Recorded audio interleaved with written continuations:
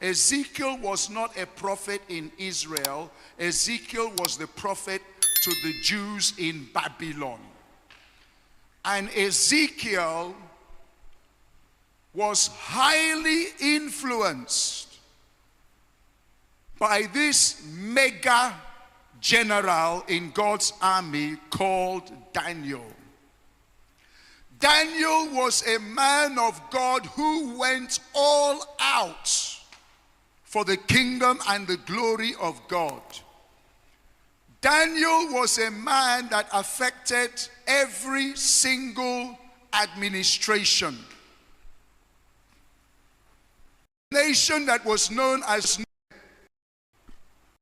strongest idolatrous stronghold. I don't know if you're aware, it was Daniel who converted Nebuchadnezzar into the kingdom. I don't know if you know that the book of Daniel chapter 4 was not written by Daniel, it was written by Nebuchadnezzar. I don't know if you know it was Nebuchadnezzar who became a child of God and ordered everybody in the kingdom of Babylon to worship the God of Daniel. Yeah. Nebuchadnezzar was influenced and converted. The most heathen king in the most heathen nation was totally captured by Daniel. Belshazzar was influenced. That was the son. Mini Tekel Ufasin. He brought judgment on the son. When Darius, the next king, came on, Darius was also converted to become a child of... Well, you'll be shocked when you go to heaven. You will see Nebuchadnezzar. You will see Darius. Darius was the one who ran to the lion's den. And he asked before he went there, is the God whom you serve continuously? He said, that God will deliver you. And the next morning he landed at the lion's den and said, is that your God whom you serve continuously? Is he been able to deliver you? And the voice came, O king, live forever. Glory, hallelujah.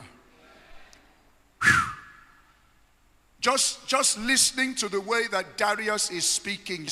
Of course, Darius that every kingdom must worship the God of Daniel. Daniel. A serious matter. Hey, and the wordings is to let you know that Daniel was a man who served God continuously. Daniel was not a man of God who prays a minimum of 3 hours every day. As of that time when Darius was on the throne, he was 82 years of age. And he has been praying minimum of 3 hours every day for over 60 years.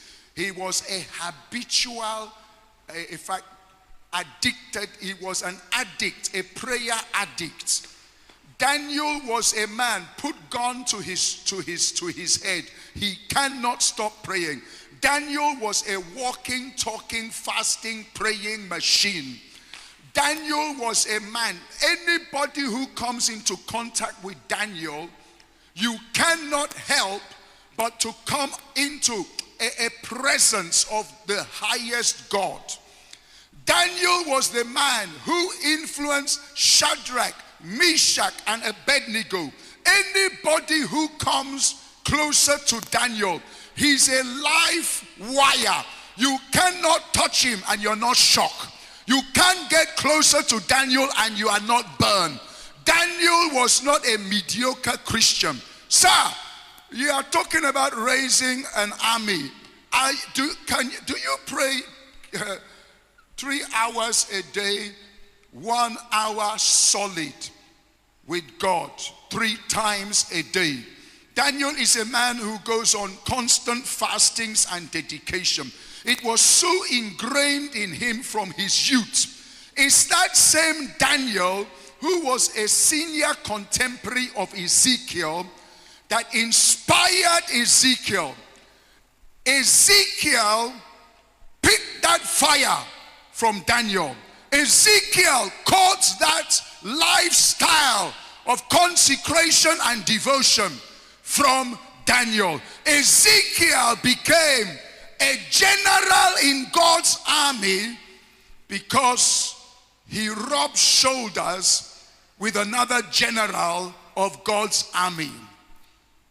When they were taken into Babylon, there was between 15 to 20,000 Jews that were taken to Babylon. And out of all of those thousands and thousands, one man called Ezekiel collected the baton and the mantle of fire from Daniel. I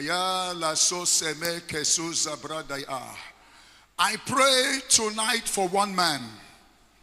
Okay, nobody is saying amen. Nobody wants mantle. Oh yes, I'm not very much interested in the crowd. My burden is for one man. God needs only one man to raise an army. The army is not important. It's the one man that is important. So that is why I said my message is the greatest legacy transfer is the mantle of God's presence. For one man to catch the burden. For one man to catch the burden, the passion, the fire. That's what we are struggling for now. Okay, let's read another scriptures. Let's go to Exodus chapter 33. I read verse 9 and jump to 11. It came to pass as Moses entered into the tabernacle, the cloudy pillar descended and stood at the door of the tabernacle, and the Lord talked with Moses. 11. And the Lord spake unto Moses face to face, as a man speaketh unto his friend. And he turned again into the camp. But his servant, Joshua, the son of Nun, a young man, departed not out of the tabernacle. Joshua, the son of Nun, a young man, after Moses has finished hours in God's presence and was stepping out, when the great general was bowing out, Joshua said, where that man has finished his own is where I will begin my own. Oh, Jehovah God. And Moses said unto the Lord, see, thou sayest unto me, bring up these people, and thou hast not let me know whom wilt thou send with me. Yet you have said, I know thee by name, and you have also found grace in my sight. Now therefore I pray thee, if I have found grace in thy sight, show me now thy way, that I may know thee, that I may find grace in thy sight, and consider that this nation is thy people. And he said, my presence shall go with thee, and I will give thee rest. And he said unto him, if thy presence does not go with me, carry us not up hence. And he said, I beseech thee, show me thy glory. Just like Daniel, the older generation was so consumed by the glory of God. Daniel was so consumed to see the restoration of God's glory, and he couldn't leave God's presence. There was no leave, there was no transfer. There's never one day that Daniel ever missed praying for hours. Not one day. There was no time you see Daniel praying today and then he skips 3 days. No. That is how Moses also. Moses was so consumed by the glory of God. And Joshua, the younger generation, got so hungry for what Moses was carrying that he said, no, I will not leave that place where Moses is always keying in to tap power and presence. I will not depart from that place. Where Moses, my mentor, stops is where I will kick off. Moses, the older generation, showed Joshua, the younger generation, the methodology.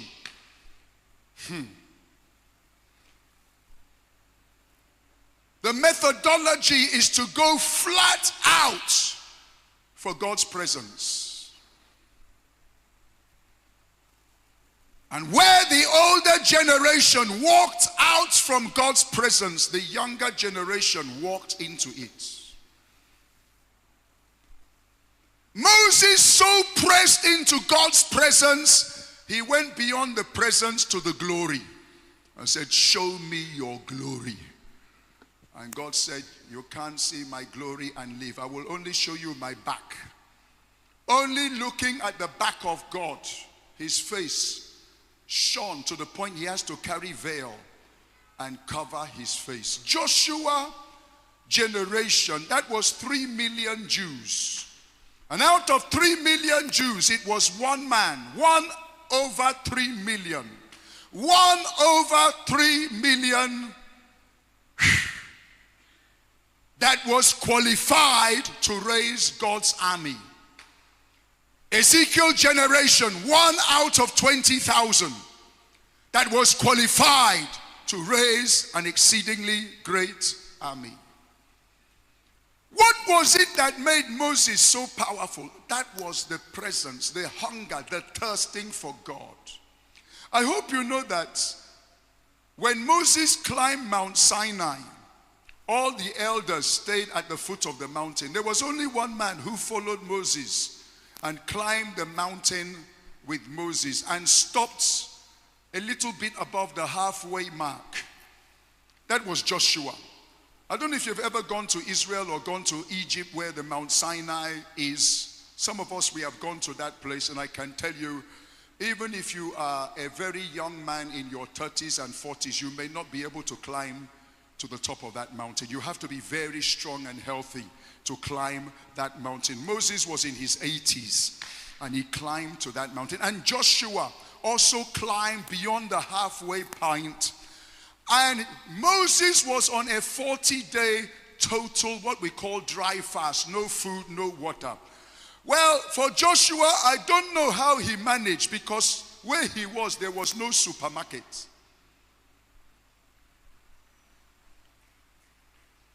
There was no shop. There's no place they are selling bread. There was nothing like that where Joshua was. But he was there also for 40 days. Meaning Joshua also, wherever Moses entered consecration, Joshua also was into heavy consecration. Only Joshua's own was in the secret. It wasn't announced. Moses cried unto God and said, "Show me now thy way, that I may know you." That was when he was asking for his prayer. That's the Exodus 33 we read. Exodus 33 verse 13. "Show me now thy way. Show me now thy way, that I may know you." God answered that prayer for Moses. Bible says in the book of Psalms 103 verse 7, he made known his ways unto Moses, but his acts to the children of Israel. The way of God is the presence of God. He made known his way. "Lord, show me your way." And God said, "My presence will go with you." So the way of God is his presence. Moses knew God's way. Moses knew he was a man of God's presence. The children of Israel, they knew God's acts. What are the acts? The miracles. They knew when manna falls from heaven, they will clap hand and dance. When water comes out from the rock, oh, they will jubilate. When quail and fowl falls from the heaven and they are eating fried chicken, oh, they will say the Lord is good. They knew the acts of God. But Moses was not into the acts. He was into the ways of God. And Joshua said, "This dimension my father has entered is what I want to know. I'm not interested in take it, I receive. I'm not interested in the generation of whatever you can grab from God. I want to know God.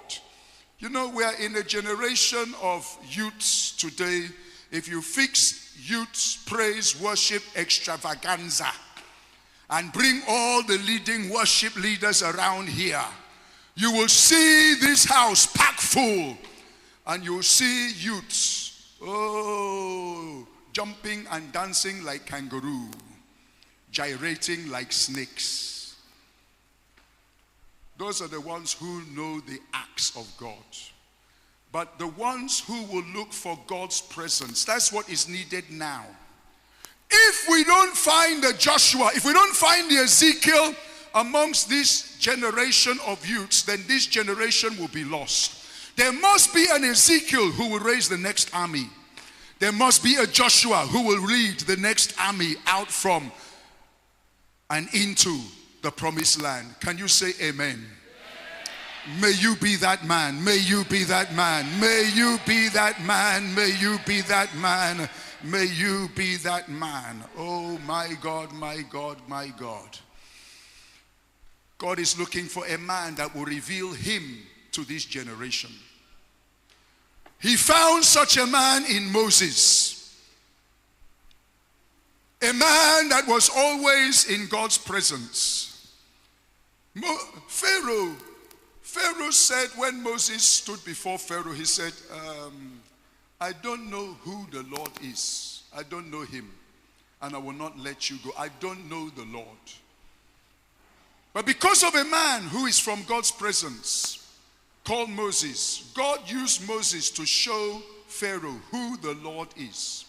By the time he brought frogs into his kitchen and flies into his soup, and changed water to blood, and brought hailstones and slew all the firstborn, Pharaoh was forced to know whom this God is. In every generation, there must be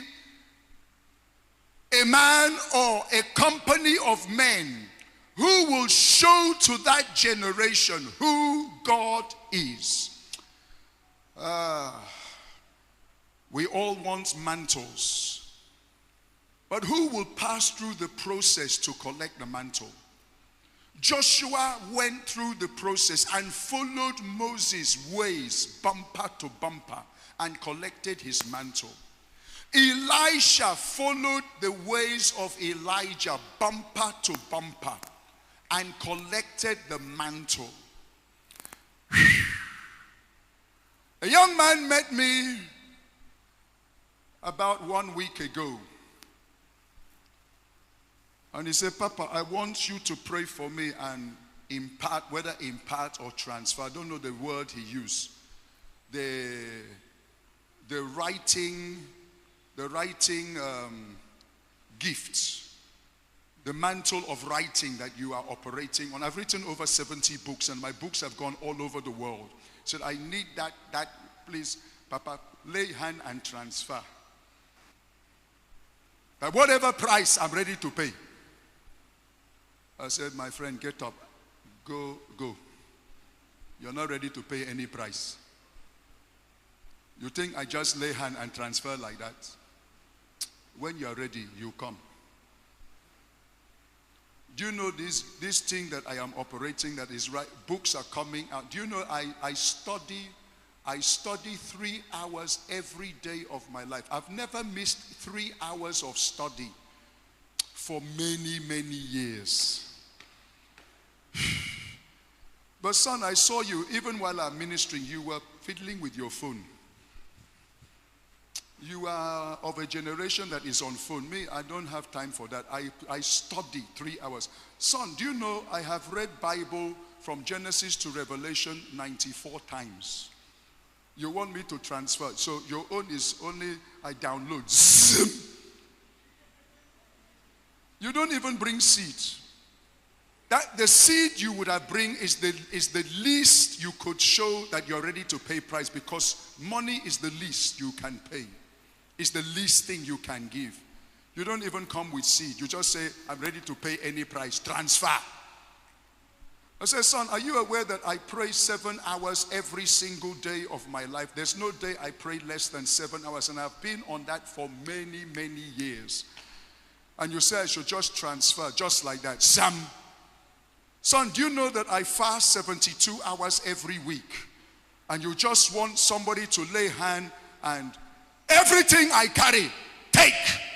Bro, carry yourself, go and disappear. When you are ready, I will know. A generation who doesn't know the price. A generation who just wants a mighty army to be raised. Oh God, oh God, oh God. Let me remind us, people of God, we are in the season of the whirlwind. What is the season of the whirlwind? A whirlwind carried Elijah, separated Elisha, and the mantle was dropped from the whirlwind down to Elisha, the next generation. That's where we are now. We're in the season where God is taking all the fathers home. The season of the whirlwind, the generals of faith. Count the last 15 years. Miles Monroe. Oh, Miles Monroe. Kai! He was just flying in his private aircraft with his wife and children. That was the last. John Paul Jackson, Billy Graham. It's not too many years ago Billy Graham was taken. Few years ago Oral Roberts was taken. Few years T.L. Osborne. Oh, it's just like yesterday Reinhard Bonnke was taken. Kenneth Hagin, about 5 years. R.W. Schambach, about 5 years. Benson Idahosa. Maurice Sorello. Oh, the great fathers. K.C. Price. Yonggi Cho. And I can mention many more. I can mention them. But, of course, just last week, our great father, Papa Omo Pai, was taken home. Because there's a season of the whirlwind where God takes the fathers for a generational transfer of mantles to the next generation. And mantles do not fall on people because you wish, you desire, you like it. Mantles go to a generation of people who have aligned themselves. They follow those people bumper to bumper. Where they enter is where they also follow and enter. You have to qualify to carry these precious things, these holy things. You cannot be the Ezekiel of your generation except you have sat under Daniel. You cannot carry that fire and that dimension of grace to be raising and causing revival in a graveyard. When I begin to look at the way the fathers are going home now, and many are lining up, I will not forget the last national PFN meeting at Abuja at Glory Dome, just a few months ago. That time Papa Omar was alive. He was one of the speakers. Adeboye was one of the speakers. Kumiyi was one of the speakers. All the fathers in the 80s. And Adeboye made a very sensitive statement. He said, if you are having spiritual eyes, you will know that we who are coming to minister in this particular PFN, we are already in the departure lounge. Departure lounge is the place you enter before you enter the aeroplane that takes off. So we are already in the departure lounge. And many of us, our mantles are already ready to drop. Hey! And yet, the fathers are going. Where is the Joshua? Where is the Ezekiel to carry the grace that Daniel carried? Let me tell you, brethren, in the next few years, everything that is in heaven is coming down to the earth. Cherubims and seraphims, mantles and batons, every spare parts of the human body, the spare part department of heaven shall be open, and spare parts for the greatest healing revival shall be released on planet Earth. Oh my God. And mantles, they don't drop like that. They drop by alignment. They drop by hunger. They drop by passion.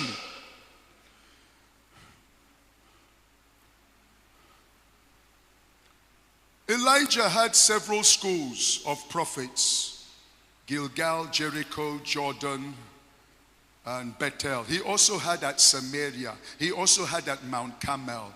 In fact, he had 7 schools of prophets. And each school of the prophet was said to have between 150 to 200 prophets. That is almost 1,000 prophets under Elijah. Yet, it's only one called Elisha who qualified to carry mantle.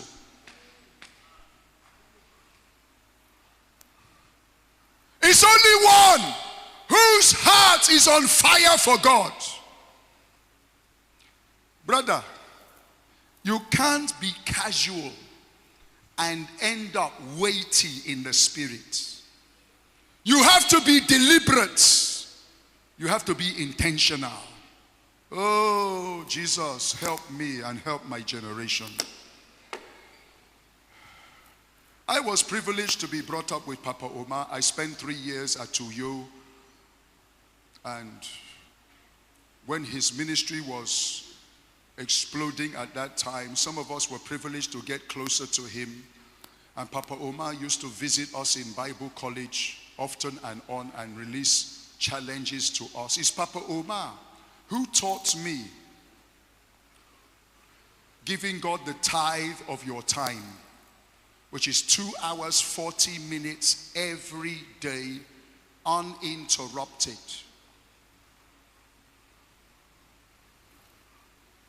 2 hours 40 minutes on your knees, preferably, so you will not be distracted. 2 hours 40 minutes, you shut down every other thing and give God the tithe of your time, a holy, sacred covenant time with God. Papa Omar taught us from Malachi chapter 3, when you give God tithes, he will open windows of heaven and pour you out blessing you can't contain. Windows is for vision. Windows is for you to see through. Windows of heaven is for you to see into the heavenly realm. Windows of heaven talks about heaven encounters, God encounters, angelic encounters. Sir, if you don't want to be an ordinary common Christian, don't follow the crowd. You need to find the grace to separate yourself, minimum of 2 hours 40 minutes, or just round it up as 3 hours. Holy unto the Lord. Switch off your phone. Papa Omar taught me this almost 40 years ago and said to me, Theo, I, your father, I give God double tithes. I give God 6 hours every morning, constant. Papa Omar said, I've been doing that from the age of 15.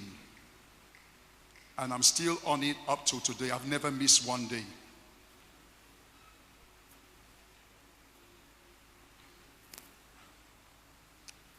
If you enter Papa Omar's bedroom, Papa Omar's bedroom is about 2 times the size of this pulpit, this altar. It's a very big bedroom. And all around the sides of his bedroom, he has bookcase loaded with books. The books of Papa Omar are multi-millions. More than 10 million naira worth of books. And Papa Omar will tell you, you want to know my secret? Number 1, knowledge. If you're not ready to study, just like a young man I said came to me just last week, he said, Daddy, Papa, lay hand transfer. I said, boy, can you find your way? Do you know I study 3 hours every day of my life? And you think it's just to lay hand and you catch everything I carry. My friend, can you disappear? Papa Omar, after showing you his books, he will show you his altar where he kneels down 6 hours a day. And he has been doing that for over 60 years. Sir, there's nothing like gifts of power. Any man you see that carries power and grace, there's the price they pay in the secret.